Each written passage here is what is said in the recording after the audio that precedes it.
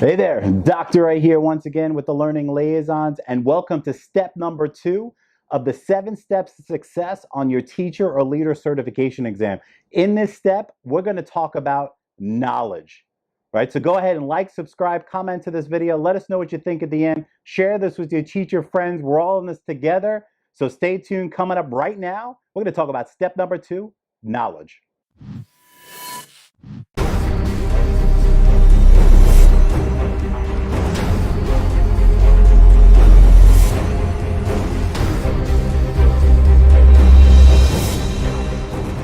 Right now, we are in step number 2 of the 7 steps to success on your teacher or leader certification exam. So thanks for tuning in for step number 2. If you didn't catch step number 1, make sure you go back and watch that one first because these all run in together. So step number 2 is knowledge. So the million-dollar question of the day is, you ready for this? Drum roll. Have you ever played a game in your life? I'm talking like a board game, right? Or whatever, video game, whatever you want to use. You ever played a game in your life without learning or educating yourself on the rules in order to play it? Now, I know that sounds silly. You're like, well, duh, sir. How could I play something if I don't know the rules? Now, I know there are a couple people that make up rules as we go along. When we're in elementary school, I get that, right? But for our conversation here, obviously, we're on the same page. We want to know the rules of the game before we play. Because if we don't know the rules, we're going to fail at the game and get frustrated. Well, guess what? Remember what I talked about in step number 1. This exam is a performance. It's you against a state. It's you against a testing center. It's you against the Department of Education. You have to think of it that way. I talked about that step in number 1, but these all run together. In order to perform and excel and pass your exam, you have to know the rules of the game. Now, what the heck does that mean? I've been working with thousands of teachers every single year here at the Learning Liaisons with our team members on a variety of exams, Florida Teacher Certificate exams, now Praxis exams, and more to come.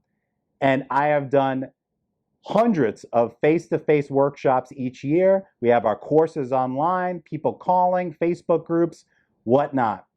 And I can tell you with certainty that 90 to 95% of teachers and college students, just like you watching this video right now, do not know the basic questions that I ask them about their exam. So what do I mean by that? Like if you're taking, I don't know, Praxis Core Math, right? 5733. If you're taking that right now, can you tell me the names of the different competencies that they test you on? Can you tell me the content that they ask you? Can you tell me how many questions are on the exam? Can you tell me how long you have? Can you tell me the rules when you go to the testing center? More importantly, can you tell me how many questions you need to get right to pass your exam? For my Florida peeps, let's say you're taking general knowledge math, let's say GK math or professional ed, whatever, GK math. Can you tell me how many questions? That just recently changed from 45 to 40. Can you tell me the 4 competencies? Can you tell me what skills? Can you tell me how many questions you need to get right? Can you tell me what tools did it give you? A calculator? All these different things that most teachers, when I see them face-to-face in our workshops or online, they don't know the answers to it. And you probably don't either. Now, don't take this wrong. There's a small percentage of people that go out there and the first thing they do is learn about the exam. But knowledge is power. Step number 2, as I mentioned, is knowledge. If you don't know the rules of the game, i.e. your exam, you most likely will take it numerous times. Because whatever exam it is, the first attempt pass rates, I don't care what exam it is, they run, depending on the exam, between 55 to low 70% first attempt success rates. And a lot of that has to do, we'll talk about in a lot of these steps here, is the resources you're using, but more importantly, not knowing anything about the exam.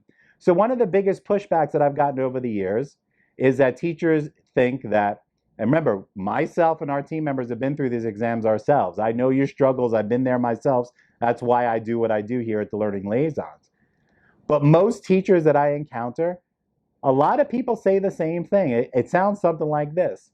These exams are a sham. Pearson or ETS are trying to take my money. They don't tell us what's on the exam, and the study guides, the materials we buy look nothing like the real test. This is ridiculous. This is a bunch of shenanigans. Yes, I just said shenanigans. Laugh if you want. I love that word. But people think that because they don't know that ETS, when I say ETS, that's for our Praxis peeps, or Pearson for our FTC peeps, they don't realize that they put out a very extensive, they call it a blueprint. And they literally tell you how many types of questions go with each skill. And more importantly, they list all the content that you're going to see on the exam. Now, some of the content lists, you might have to do some research to find out what they're talking about, but a lot of them blatantly list everything that you're going to expect to see on your exam. That should always be your first step before you do anything. If I find that, hey, I got to take the praxis core, the writing, math, well, let me go on ETS first, and I'm going to download all of the skill blueprints, and I'm going to start taking an hour and sitting there and taking notes on everything, writing everything down, making content lists, and then use that on your next step. And we'll talk about that as we go through these steps. But you need to learn the beast that you're attacking, that you're getting in the ring with. This is a performance. Remember I talked about in step 1, athlete on the field, a singer or a musician on the stage, a teacher in the classroom. You as a teacher, do you have to know the rules of the game before you engage with your students?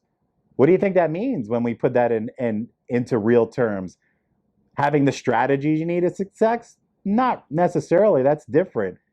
Knowing the benchmarks and standards that you're hired to teach. That is the knowledge part. Deadlines, knowing the dates, knowing when your exams have to take place, knowing what grades your kids have to get. All of those things is knowledge. You know that as an educator. Why not on this test? I know you're probably kicking yourself, or you're thinking, how dare this guy? He sounds like he's mean. I'm not mean. My job is to help you, right? I want to force you to do what needs to be done for first attempt success.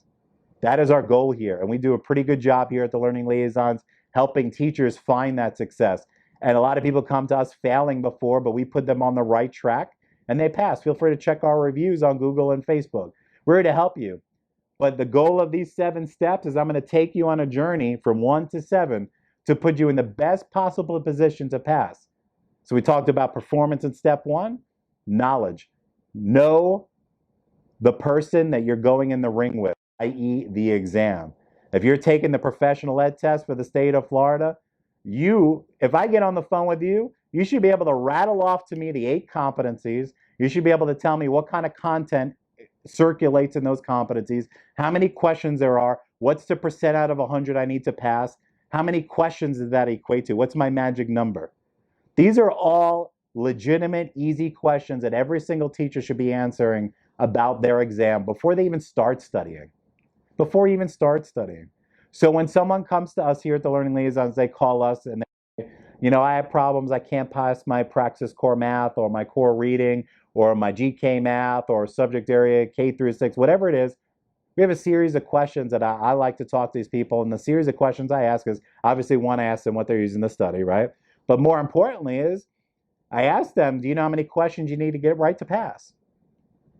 And most people there's just silence. Or if I'm sitting in front of them, just go, look at me like that, right? If I asked you right now, how many questions do you know you need to get right to pass on your exam? Can you tell me that with 100% certainty? Not a guess. This is not a guessing game. This is your livelihood. So whether you're a college student who has to pass your exams to get into and graduate from your program, or you're a classroom teacher who has to pass these exams to get a job, keep your job, this is your livelihood. So you need to take onus of this, educate yourself because you can. You're a very smart person. I know you can do it. There's no reason why. We got people come to us all day long that fail this exam 5 to 10 times. Whatever exam it is that you're taking, they come to us, fail it 3, 5, 7 times, and then we help them and they pass. Now, we're not miracle workers, but it's all about doing things the right way. So we talked about performance in step 1. Step 2, we talked just now about knowledge. Know the rules of the game before you engage. So I have a challenge to you before we wrap this step number 2 up. All right, here's my challenge, very simple. You're watching this video now, you've made it this far, congratulations, right? You definitely show me that your dedication to the profession of education is real. So my challenge to you right now is go ahead in the comment box right below. I want you to write one comment for me. And in the comment, I want you to do 2 things. So I want you to write down what test you're prepping for right now. And then I want you to write in the same sentence how many times you've taken it. So let's say Praxis Core Writing. 3 times. Or general knowledge test, never taken it before. So I'll challenge you, put in the comment box what test you're taking and how many times you've attempted so far. So once again, my name is Dr. Ray. I'm the CEO and founder of Learning Liaisons.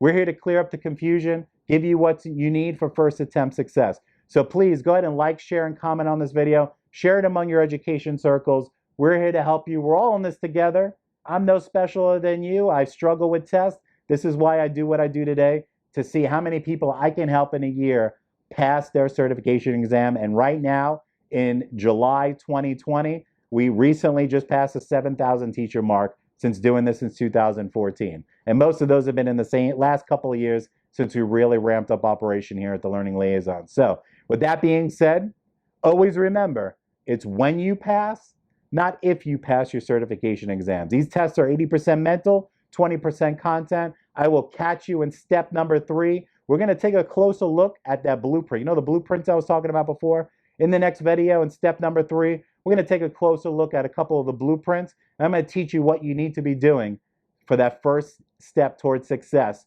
which is understanding the knowledge part of passing your exam. So Dr. A here signing off. Have a great rest of your day. Have an amazing weekend. Have a superb week and an even better weekend. And we'll catch you in the next video. Go ahead and click that subscribe button, and I'll talk to you soon.